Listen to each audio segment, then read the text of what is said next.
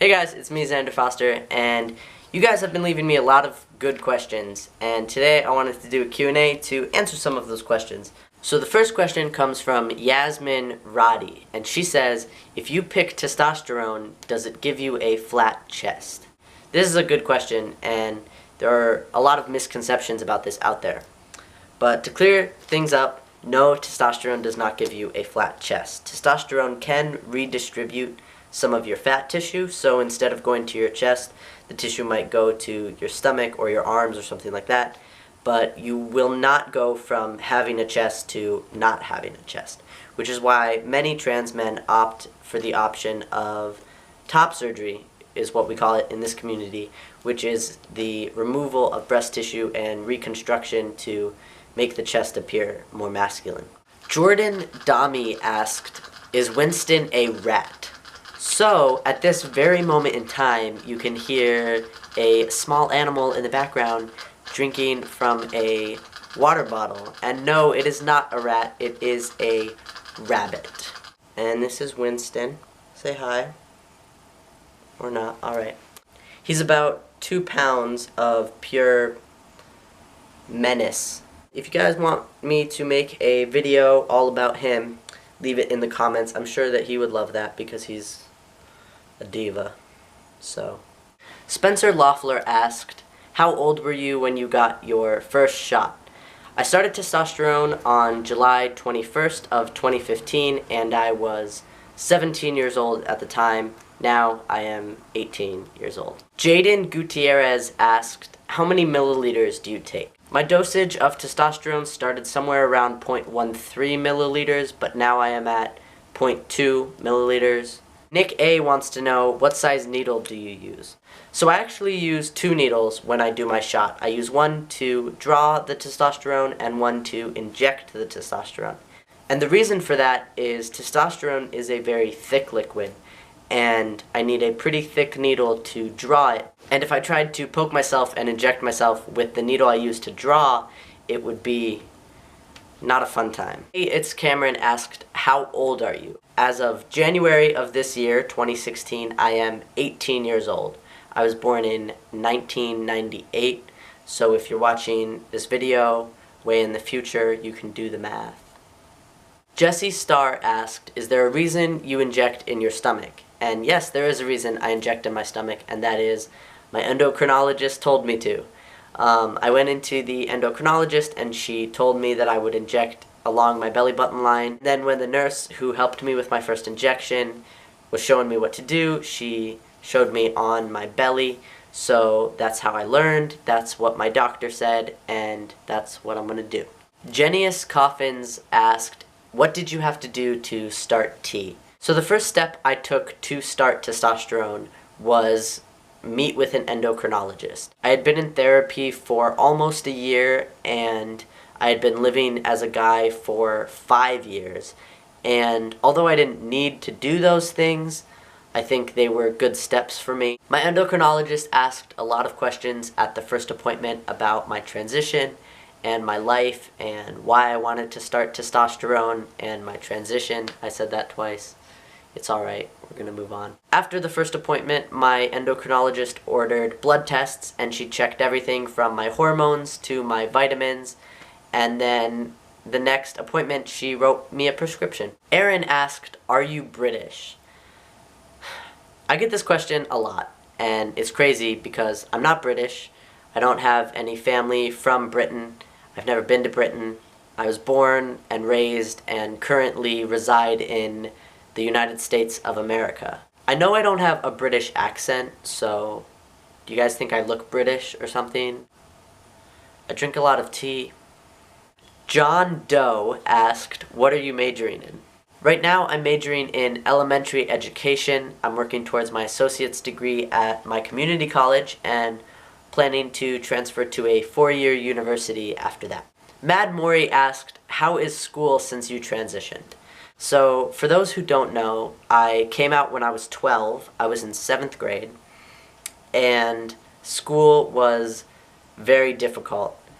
The rest of middle school for me was hell. I was constantly harassed and targeted and I didn't find a lot of sympathy from the staff at my school, and I just felt very isolated and alone and depressed. And high school made things a little bit better. I found a support system. I made a lot of close friends and sort of came out of my shell, so to speak. And in high school, I really found myself and discovered what I liked and what I didn't like and who I was.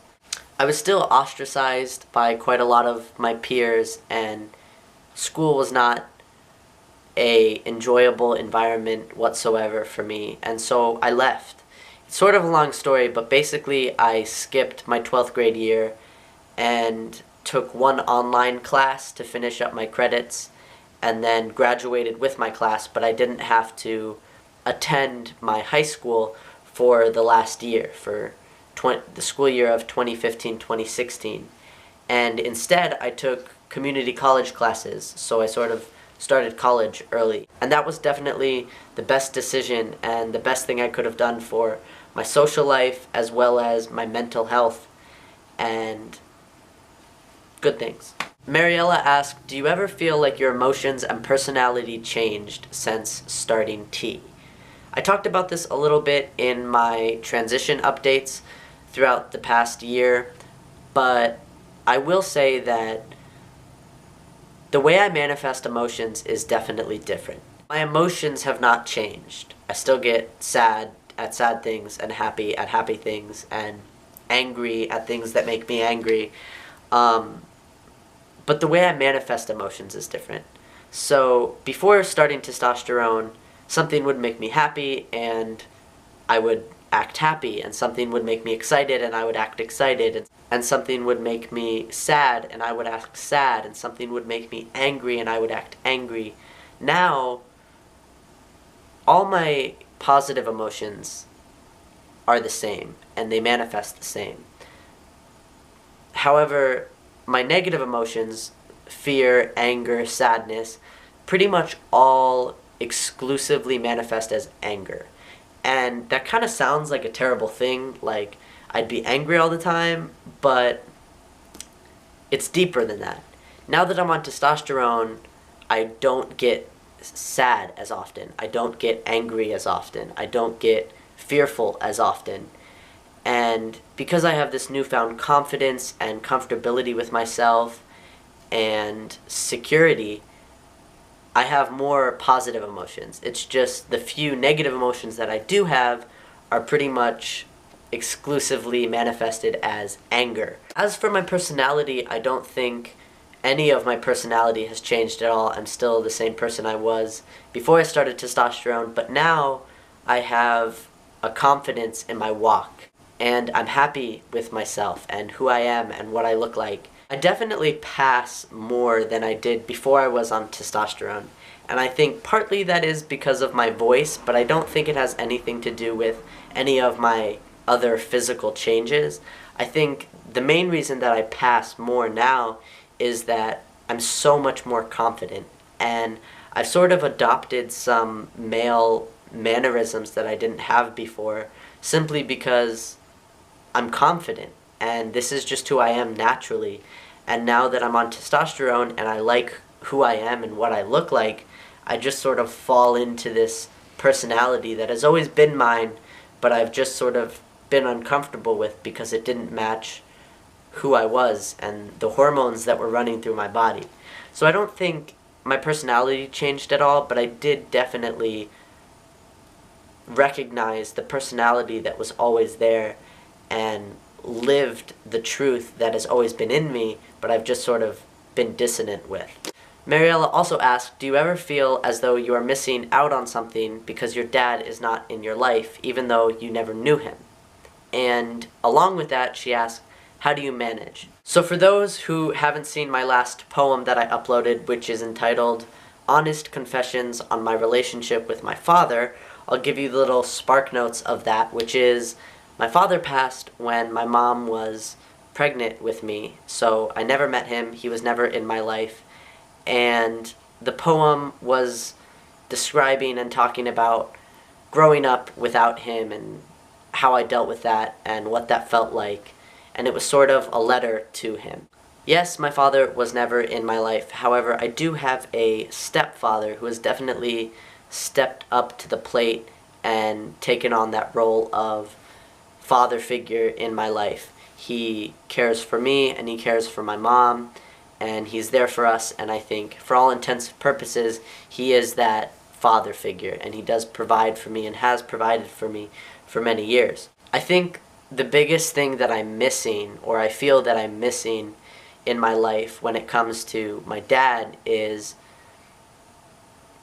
the other half of me. You know, my dad and my mom made me together, and I have my mom's side and I have her family, and I have her. I have a parent that looks like me and relatives that look like me, and different traits from her side of the family and different genetics from her side of the family, and everything on my dad's side in my brain and in my heart is sort of a gray area. And so I don't have a father who looks like me, and I don't have, you know, his parents in my life or his brothers and sisters. And so although I'm missing his extended family, I think how I manage with that is building relationships with my stepfather's extended family. His brother and sister to me are my aunt and uncle, and his parents to me are my grandparents. And so I never had my biological father's family, but I always had my stepfather's family. One thing that has definitely helped me not fill the void that is there, but deal with my emotions surrounding the loss or the absence of my father is writing. I write a lot about my emotions and my thoughts, and I talk to people about it, and I build close relationships with friends and with family, and just having a support system is definitely helpful. Georgia Vlogs asked, do you have an Instagram? I do have an Instagram. It is just my name, Zander Foster. I will also leave it in the description if you want to see it in print. Joseph Zane asked, do you have a blog with poetry? I do. I will leave that in the description as well. My poetry blog is zanderfosterpoetry.wordpress.com. So if you want to check out some of the poems, of course I do not film and upload every single poem that I've written, but most of them are on that blog. I hope you enjoyed this Q&A. If you have any questions that I didn't answer in this video, feel free to leave them in the comments, and maybe I'll do another one of these. As always, I try to answer every question that I get in the comments, but if it's a question that a lot of people are asking, maybe I'll put it in a video. If you want to see my transition updates, I'll leave that link in the description, and if you want to see more videos from me in the future, subscribe. Testosterone on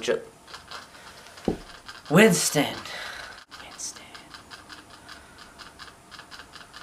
no. I don't love that. Why do you get so aggressive about drinking water right when I'm filming?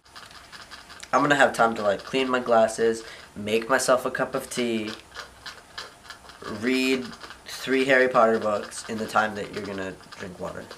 He doesn't drink water all day, and then he hears me talking and he's like, how do I sabotage this video? Oh, I know, I'll drink water.